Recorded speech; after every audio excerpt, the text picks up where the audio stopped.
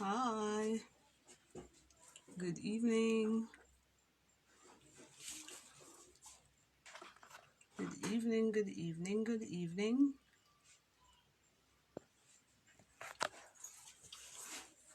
So I have not done this in a while.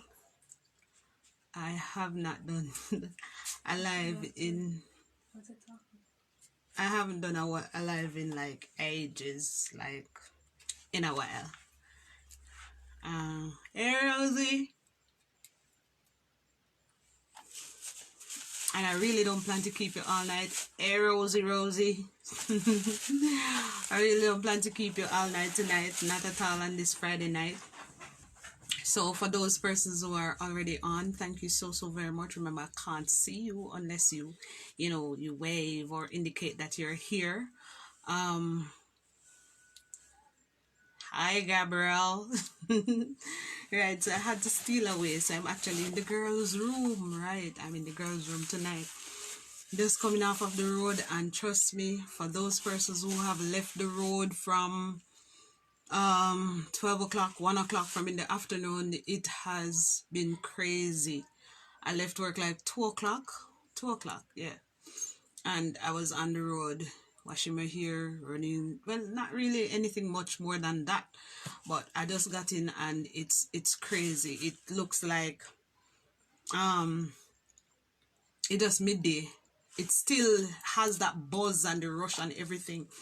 And I'm really just praying that everybody be safe, everybody take the necessary precautions, because despite the fact that we are trying our very best to curb this whole thing of COVID, it is that we're recognizing that persons are really not doing what they're. Hey Margaret, hey. Persons are not really taking the necessary precautions. The reality of it, I still think, it has not hit us in the way that we recognize that it is real. But when you're operating in the health sector, you realize that COVID is very real and it is impacting everybody. I mean, from the lowest to the highest, from the least to the greatest, is being impacted by this thing. Hey Nayoshi, Latasha, hi guys. Please, I thank you so much for coming on. It has been a while since I've done a live, but with everything that is happening, so I'm going to ask you guys also share, to host a watch party. I'm not going to keep you all night, so don't worry yourself. I'm stealing away in the girls' room. So a little bit from this, they're going to come around me out, right? So it's really very crazy on the road. And one of the things that really hit me today was the death of this little girl. I say little girl because my daughter and her are the same age. They graduated from the same high school in the same year, the same batch. And it's just to think that this is the lady's only child. It really hit hard, and just a week and a half ago, one of their teachers died, was killed violently, and then this today. It's really very sad. And to speak on the whole matter of depression this evening, hey Sim, to speak on the matter of depression this evening, persons might not think that it is, hey Margaret, my neighbor. So persons might not think it's one of those most relevant things, but I'm recognizing that one of the things in our culture is that we don't take our mental health. It is so taboo in our culture that we do not take our mental health seriously. And unless persons are actually walking on the street in dirty clothes and searching garbage bins, then we don't consider them to be mentally challenged. But I wanted to know, there are 3 things that I said I wanted to address this evening. I want to ask the question of whether or not you know for certain that you are not depressed. 1. 2, are you able to recognize persons who are suffering from depression within your immediate environment? And if that's the case, how are you able to help those persons in situations like these, right? So one of the reasons why I decided to come on is that I recognize that for the past, as I said before, I haven't done a live in like, I think my last live was like October, November, right? And one of the things, the major things that happened, I got a real hit after that live based on the response that was coming from the church towards me. That's one thing.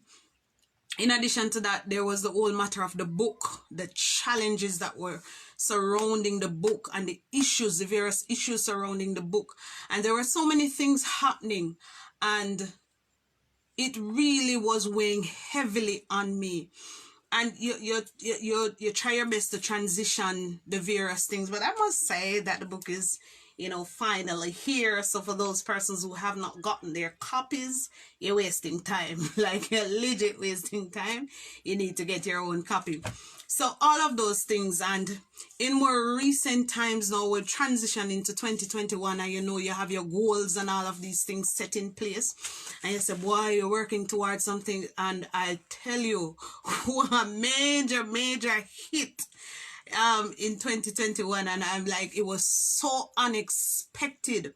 And when it initially happened, I will reveal that and release that soon. I'm not sure I'm going to give that to you tonight.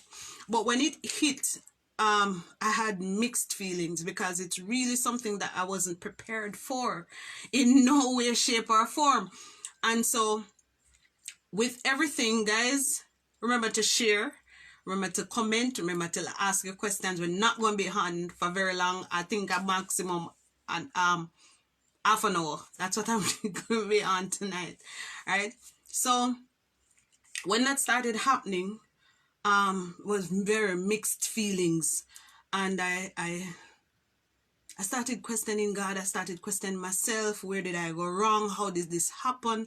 All of these things, and I was functioning. But then I realized after a while that there were some things that were happening to me. My energy started diminishing for more reasons than one. Like basically in the Jamaican terminology, me never have no vibes for certain things. I really don't have any drive towards going for those things that I had initially set out to go for. My emotional capacity to deal with certain things, to handle certain things, to process certain things were not as intact as before. Started questioning myself, and I really started talking to the Lord, and I'm saying, God, you know, when I get up in the early mornings, I'm saying, God, this just does not feel right. The energy to worship, the energy in prayer, you know, that whole zeal. And when I recognize, having gone through two very lengthy periods of depression, intense chronic depression. Gabriel, tell me if I'm giving you the right terminology, because acute and chronic, right? Chronic is chronic, right? Some big doctor around there, so I consult with. So chronic, having gone through two extensive periods of chronic depression, I started to recognize symptoms of this, and I started talking to the Lord about it, and I'm saying, God, and so He started directing me. I'm saying, what am I going to be doing with this in this season? Know, because depression really not gonna fit in my life right now. And one of the things that I recognize, and guys, I asked the question before, if you know whether or not you're suffering from depression. So here it is that I'm going to be giving you symptoms using my own personal scenario. One of the things that I began to recognize is that my thought pattern began to change. So one of the things that really keeps us motivated, keeps us excited, keeps us exhilarated, and going towards those things that we're supposed to do, pushing towards our goals, pushing towards our purpose in life, is the way we think. Now, I started to go down this path where I started to think like, boy, nothing I go on for me from me little, and I grew up at them kind of life and me I live, and when my life I got change, and hey Anne Marie, when my life I got change, and boy, me just tired of stress, and it just look like God now come true, and every try me try, everything just start look like it a crash, and I've invested so much in all of these things, and nothing, no real returns. And this was my thought process, right? Because It's like you're investing, you're looking for a return. You're not looking for, we're not people. The Bible says that we do not operate according to our sight, but by our faith. But the fact is, like David says, right, that we are encouraged. David says, I am looking forward to see the goodness of the Lord in the land of the living. And despite the Bible says that if in this life alone we have hope, then we'll be made most miserable.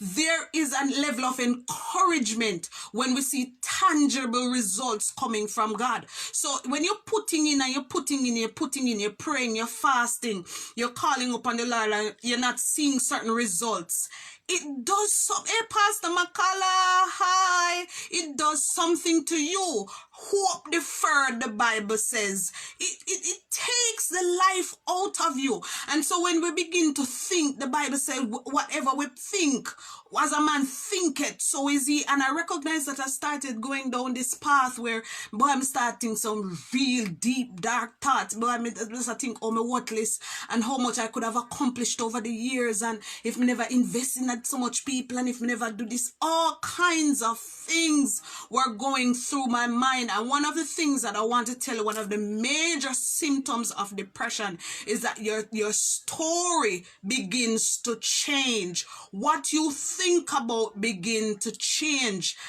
Miss Duncan, what you think about begin to change. Your thought process, how you begin to see things, your perspective begins to change. So all you are seeing now are the negative issues in your situation. You're no longer seeing God coming through for you. Hey, Alicia, hi, Crystal.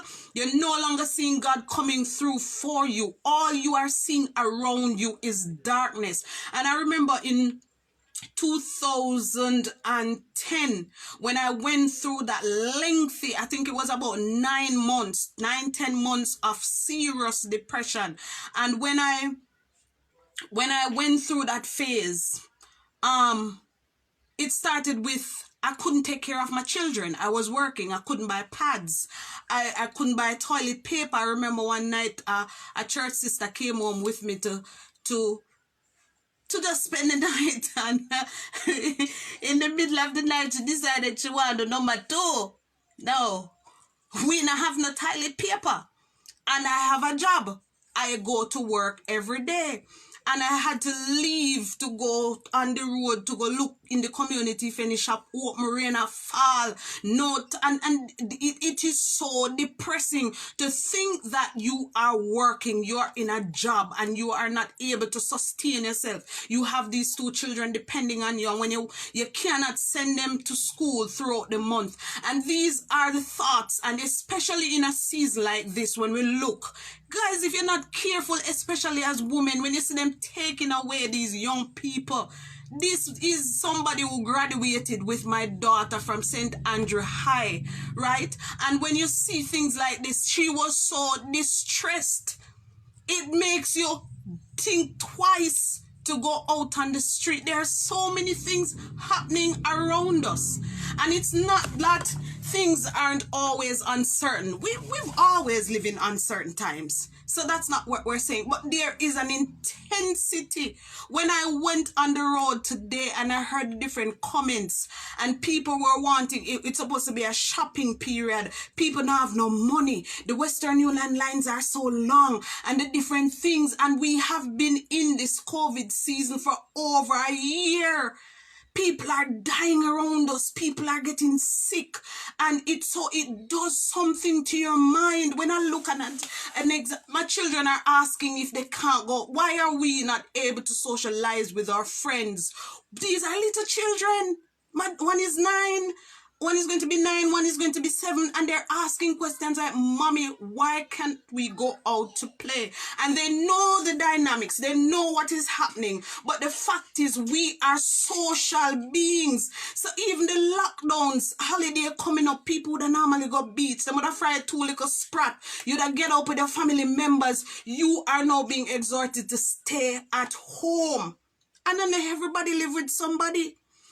You can't socialize, you can't go to church. Church usually be an outlet Well, when you bug down a yard Sunday morning, you can't wait for going at the presence of the Lord to release all of these things. And you are in a season now where asked to be absorbing all of the stresses that are around you. And it's not just within our local context, it's all around the world. And we are exposed to all of these things. It's rough. It's hard. It's really very hard. Some man like on a Friday night tonight, no, if I never COVID, then they're bar, then they're go-go club, then they're goodie yard. Tonight, them have to stuck in a house with a wife where them not like. And the wife of is stuck in a house with a husband. That these are the dynamics, guys. There's an increase in domestic violence. There's an increase. And so as we process these things, we must be cognizant also of the fact that we have an enemy, Satan.